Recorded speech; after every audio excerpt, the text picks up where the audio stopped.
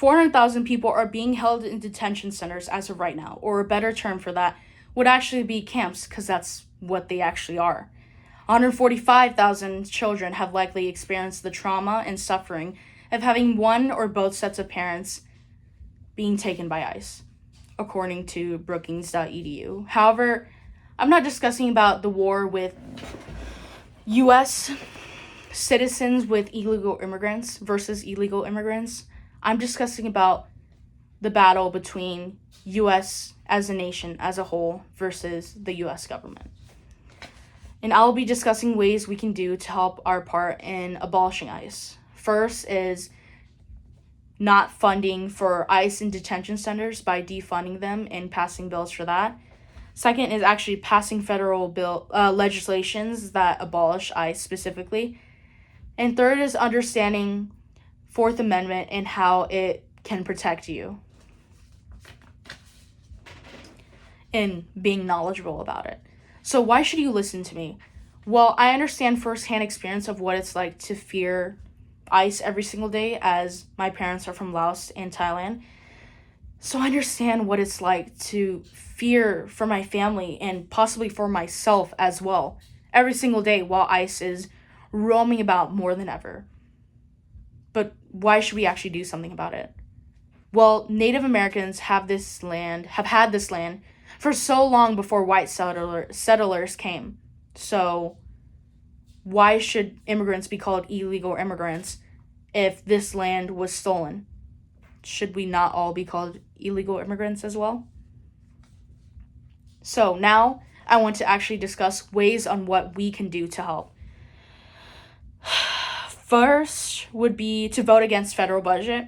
And according to forumtogether.org, it is stated that $45 billion has been allocated to ICE detention centers, and a whopping $11.25 billion additional dollars have also been allocated to them, compared to the U.S. Department of Justice systems that have merely requested a $8.25 billion to help with funding the entire prison system, the federal prison system.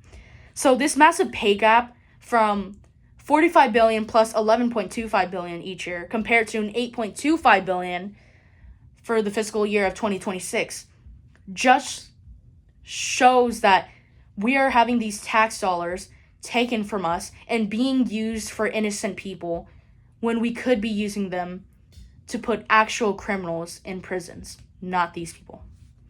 It's never about them. Second is what we can do is pass federal legislation. We can do that by calling local representatives and discussing with them and telling them to join the fight in abolishing ICE. Second way we can do so is by pressuring cities to stop law enforcement from cooperating with ICE. As many don't do it as often as before, we still have a number of them that still cooperate with ICE without us knowing to. And the logical reason behind why we should do this is because if you want to fight for the equality of all human beings, you must be able to stand up and be able to actually do something in order to help in that fight of eventually having equality for all. Lastly, it's about understanding the Fourth Amendment and how that can help keep people safe and ICE away from us too. The Fourth Amendment is, by definition from the Constitution, is unreasonable searches, and it gives people the right to privacy and requires probable cause for them to be searched. However, according to NBC News, ICE has allowed administrative warrants to be signed off by official officers of ICE compared to regular warrants being given by actual judges themselves. So by knowing your rights and refusing to open the door to ICE agents that do not have a judicial warrant signed by a judge, you can keep yourself safe while ICE activity decreases because no one will allow them to enter in the homes anymore. And the reason for this is a warrant for administration are not actually legal because they're not signed by a judge, and the Constitution of the Fourth Amendment is actually broken by ICE because of that. So by understanding and educating yourself in different warrants and types of warrants, you can help force ICE to actually comply with local laws and eventually, of course, abolishing ICE as well. However, many people argue that ICE is actually an organization that shouldn't be abolished, but rather be kept because they take criminals away. However, the criminals are the actual people and the detentions themselves. According to KFF, 46 deaths as of March 2026 have been reported due to negligence on medical conditions and not providing proper facility for them, especially due to the summer heat. And there is no simple fix on fixing ICE, but it's much more better to help actually abolish it, as there is no saving the organization.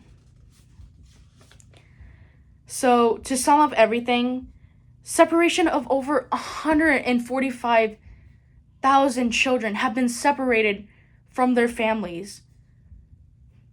ICE is a horrible organization, and thousands of families have been taken into these camps, and we need to be reminded of the horrors that they have caused and not just simply ignore it until it's too late and then we are all involved.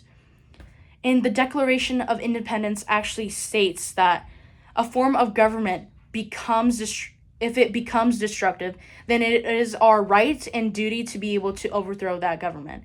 Just like the French Revolution has done so many times with the French people being mistreated by the government, they finally took action and were able to get their rights and be able to have the freedom that they want to have. And that is my statement for why ICE should be abolished.